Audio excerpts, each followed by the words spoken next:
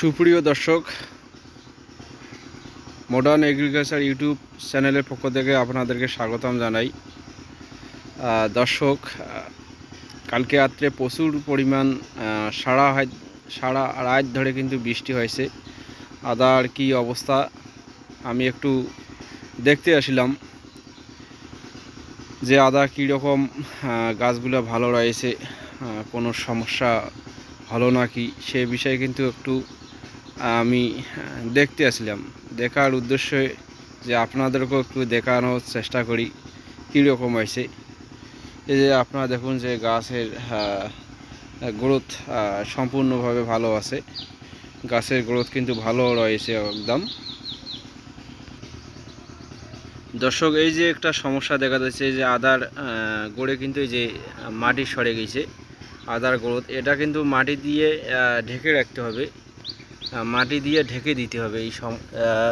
এইভাবে একটু ঢেকে দিতে হবে, যেহেতু আপনারা একটু অন্য জায়গা থেকে মাটি নিয়ে ঢেকে দিতে পারবেন, কারণ এই জায়গা থেকে দেওয়া যাবে না।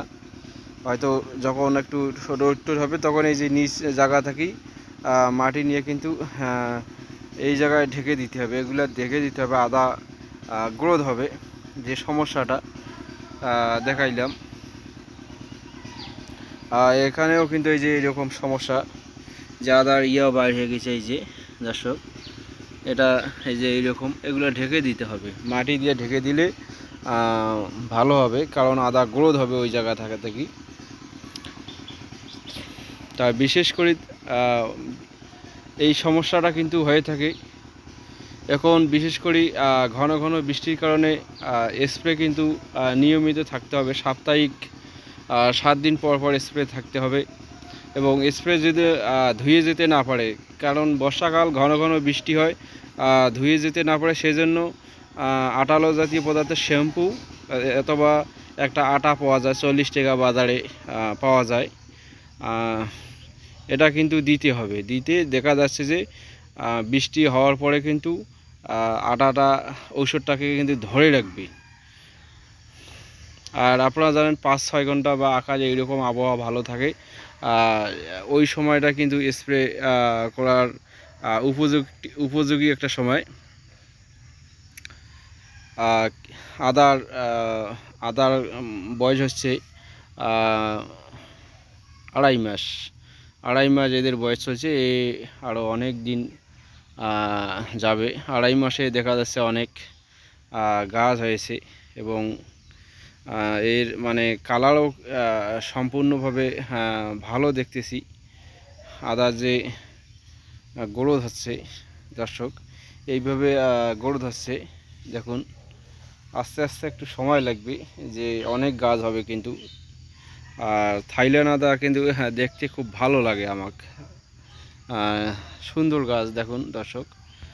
থাইল্যান্ড আদা একদম দেখতে কিন্তু খুব ভালোই আমাকে লাগে। সেই জন্য আমি দিনে 2 বার বা 1 বার দেখতে আসি এখানে। আর ছায়ার এদিকে দর্শক, বিশেষ করে ছায়ার এদিকে কিন্তু গাছ খুবই একটু লং হয়েছে, এবং যেদিকে রোদ একটু, এই যে এদিকে একটু রোদ একটু বেশি পড়ে, সেই জন্য কিন্তু একটু গাছগুলো একটু ছোট ছোট দেখা যাচ্ছে, একটু লাল লাল ভাব ওদের কারণে। আমরা ফিরে আবার রোদ বেশি কারণে আমরা এই যে নেটিং জাঙিয়ে দিছি একটু ছায়া দেওয়ার জন্য। তার সাথে একটু ঝিঙ্গের গাছটা আছে, এগুলো একটু ওইদিকে একটু প্রচুর রোদ পায়, সেই জন্য আমরা একটু ব্যবস্থা নিয়েছি।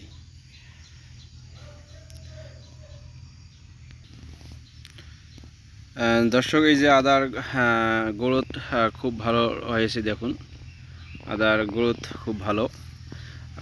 এই সময় কিন্তু স্প্রে দিতে হবে। স্প্রে ছত্রাকনাশক, ব্যাকটেরিয়া নাশক, এই ধরনের ওষুধগুলো ব্যবহার করতে হবে। ব্যাকটেরিয়া নাশক সাধারণত 3 ধরনের ওষুধ থাকে, একটা কিমিয়া, ওটা ব্যাকটেরিয়া প্লাস ছত্রাকনাশক, কপার অক্সিক্লোরাইড ব্যাকটেরিয়া প্লাস ছত্রাকনাশক, আর কপার হাইড্রো অক্সাইড একটা আছে, ওটা ব্যাকটেরিয়া ছত্রাক। এই 3 ধরনের ব্যাকটেরিয়া ছত্রাকনাশক। কারণ আদার কন্দ কিন্তু ছত্রাকের কারণে পচে যায় না, কিন্তু ব্যাকটেরিয়ার কারণেও পচে যায়।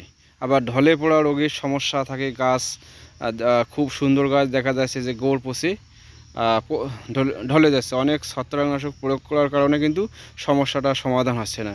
সেই জন্য অবশ্যই মাঝে মাঝে ব্যাকটেরিয়া নাশক বা ছত্রাকনাশক এই কম্বাইনেশন গ্রুপের ওষুধ ব্যবহার করতে হবে। আর এদিকে আবার ইমিস্টারটা ইডোমিল গোল নেটিভো এই ধরনের ওষুধগুলো ব্যবহার করতে হবে। ম্যানকোজেব প্লাস কার্বেন্ডাজিম গ্রুপের ম্যানসার অটোস্টিন এই ধরনের গ্রুপের ওষুধগুলো ওলট পলট হিসাবে ব্যবহার করতে হবে। আর বিশেষ করে স্প্রে করার নিয়ম আপনারা গোড় পর্যন্ত কিন্তু দিতে হয়। এই যে স্প্রে আপনারা যখন করবেন দর্শক, আদার কিন্তু এই যে গোড় থেকে কিন্তু একদম সম্পূর্ণ গাছটায় কিন্তু স্প্রে করতে হবে। একদম আদার গাছের পাতা থেকে গোড়া পর্যন্ত স্প্রেটা দিতে হবে। তাইলে এইটাই কিন্তু আদার সক্রিয় একদম নিয়ম।